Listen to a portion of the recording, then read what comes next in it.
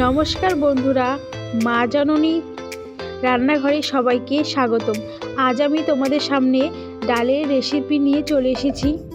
তো চলো ডালটার রেসিপিটা তোমাদেরকে শেয়ার করি। ডালটাকে ভালো করে ভেজে নিব।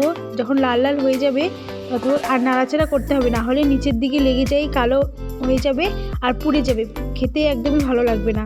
তারপরে প্রেশার কুকারে আমি দিয়ে দিয়েছি। তোমরা পারলে কড়াইও দিতে পারো, প্রেশার কুকারে দিলে তাড়াতাড়ি হবে, ওর জন্য আমি প্রেশার কুকারে দিয়ে দিয়েছি। তোমাদের ইচ্ছা, এখন তোমরা যদি কড়াই দিতে চাও তো কড়াই দিতে পারো। প্রেশার কুকার ঢাকনাটা ভালো করে লাগিয়ে নিতে হবে। তারপরে হালকা আছে ধরিয়ে দিতে হবে উনানটা। তারপরে দেখো হয়ে গিয়েছে। এখন আমি আগের থেকে জল গরম করে রেখেছি, জলের মধ্যে ওই যে ডালটা সিদ্ধ হয়ে গেছে ওই ডালটা আমি দিয়ে দিয়েছি কড়াইয়ের মধ্যে। তারপরে একটু নাড়াচাড়া করে তারপরে আমি আর ডালটাকে একটু ঘেটে নিব ভালো করে। তারপরে দেখো এখানে ফুটছে, হলুদ দিয়ে দিব, পরিমাণ মতো লবণ দিয়ে দিব, লঙ্কা দিয়ে দিব।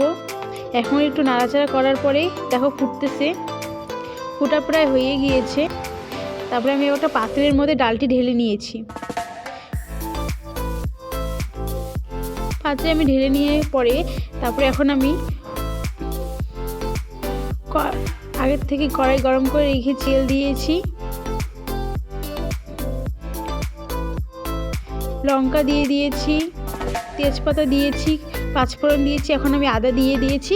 এখন লাল হয়ে গিয়েছে। তারপরে এখন আমি ডালটি ঢেলে দিয়েছি।